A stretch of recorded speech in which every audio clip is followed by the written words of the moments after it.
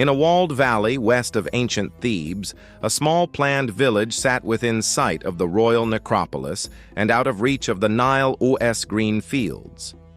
The Egyptians called it Set Mat, the place of truth, and the men who lived there styled themselves servants in the place of truth. For roughly 4 centuries in the New Kingdom, they carved and painted the king's eternal houses in the Valley of the Kings and Queens, then returned each evening to a tight grid of mud brick homes, to wives and children, to bread and beer and gossip, and to a paper trail unlike anything else the ancient world left us. Because in this village, daily life was written down.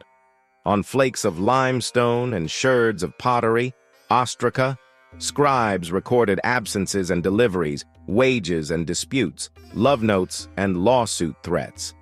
The paperwork of a state project has preserved the textures of ordinary experience so clearly that we can watch a whole community work, argue, eat, pray, strike, and age.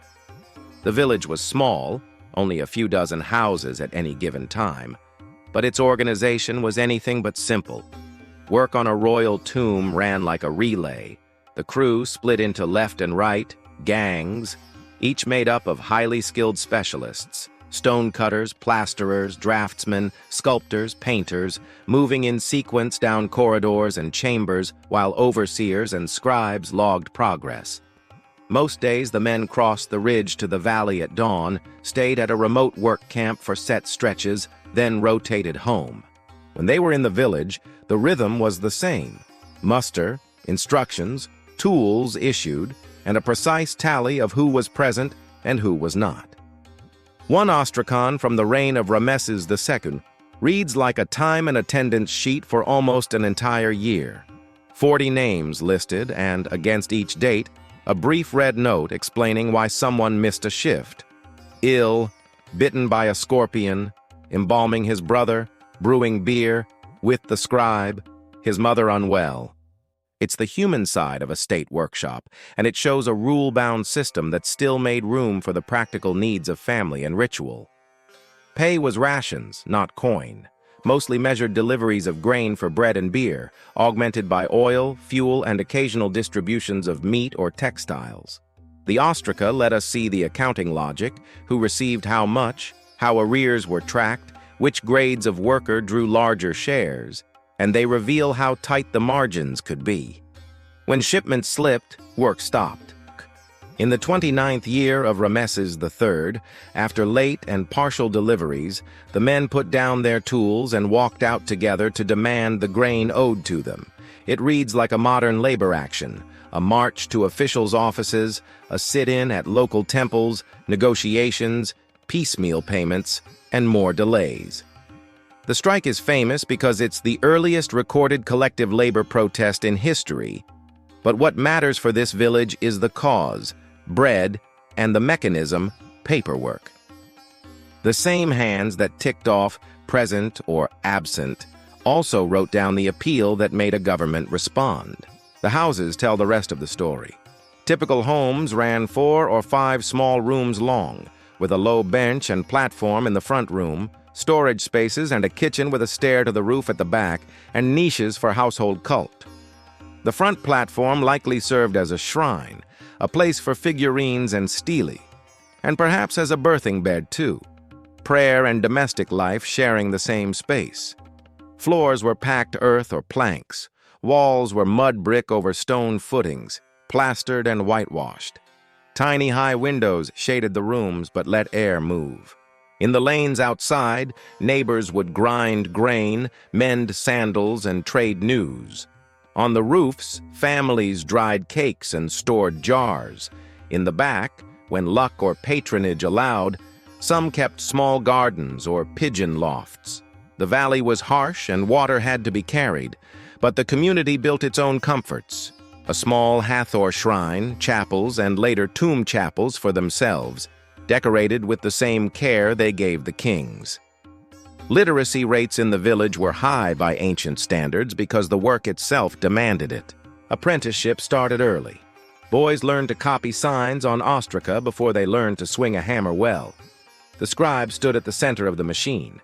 He was the paymaster, the letter writer, the judge recorder, the librarian of everything from work rotas to copies of literary texts and medical recipes. We can follow particular scribes across years by their handwriting and the bundles of documents they left behind, like the archive of Amenhotep, petitions and contracts, school texts and private letters, all the business you need to keep a specialist workforce stable over decades. Stability did not mean quiet. The paperwork preserves feuds, accusations of theft, and even hints of organized tomb robbery in the chaos of the late New Kingdom. It lists excuses and punishments, petty assaults and formal complaints. It also preserves kindness, loans of grain and jars between households, notes asking a colleague for beer after a long shift, offerings left for the village dead. The people who lived here were not slaves. They were state employees, paid and housed because of their skill. Many posts ran in families. Sons followed fathers into the gangs, daughters married within the community, or to men tied to the necropolis. Widows appear in the records as property holders and litigants in their own right. The social structure was stratified. The chief workmen and the overseers had higher status and better rations. But even ordinary crewmen were far better documented and, by many measures, better fed than field laborers in the floodplain. That has led some to paint Deir el-Medina as an elite bubble. But the strike papyrus and the arrears lists pull that back to earth. The bubble popped whenever the state's delivery chain faltered. Religion was everywhere. The king's tombs were cosmic machines, and the crafts behind them were sacred work, but the villagers' own piety sat close to home. Shrines in front rooms show goddess Hathor as a household protector. Little painted stelae and figurines dedicated to Meretseger, the cobra goddess, she who loves silence, and guardian of the Theban hills, cluster in the cliffs behind the village. Workmen scratched prayers and thank offerings onto the rocks above the wadi. The same hands that drew measured grids for royal ceilings sketched quick, funny cartoons and elegant gods on limestone chips when the day's quota was done. And because the scribes saved everything, those sketches sit beside delivery notes, forming a record that blurs the line between art, accounting, and devotion. The technical side mattered as much as the social one. A royal tomb was a sequence. Surveyors laid guidelines. Quarrymen drove corridors along the planned axis. Plasterers brought walls to a near-polished finish. Draftsmen snapped red ink grids and blocked scenes in black. Sculptors sunk the relief. Painters worked in pigments bound with gum on a dry plaster ground, layer after layer of specialized labor, whose pace the scribes measured in cubits advanced or chambers completed. When an accident or collapse hit, the Ostraca record the repairs. When a crew member was killed by rockfall, they note the funeral absences. Read in bulk, those chips of stone become a time lapse of construction decisions that are otherwise invisible in finished tombs. The village's isolation was deliberate. Keeping artisans near the work reduced travel time and kept royal design secret, but it also meant logistics had to be industrial. Grain, water, timber, oil, textiles, copper tools, pigments, and lamp fuel all had to arrive on schedule and be guarded along the way. The Ostraca record guards and checkpoints, requisitions sent to administrators across the river, and the friction when something failed. When Libyan incursions, internal instability, and economic contraction hit the late Ramesses state, Deir el-Medina felt it first. Payments fell into arrears. The strike set a precedent. Later, as central control weakened, tomb robbery reached even the royal dead.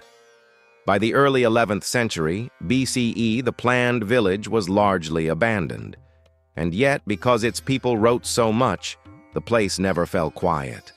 Archaeologists can trace who lived in which house by names inked on sherds in the backfill. They can follow a boy's school hand tightening into a scribe's neat columns. They can weigh the monthly rations against a household's debts. They can even hear the voice of a worker complaining that the scribe is playing favorites. Few sites let us do that for antiquity at this scale.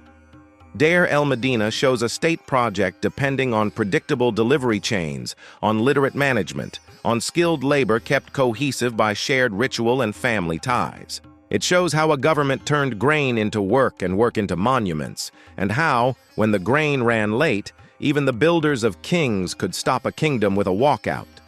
It shows that the people who made the most enduring images of power also had sick mothers, brewed beer, worried about school, and asked their bosses for a favor.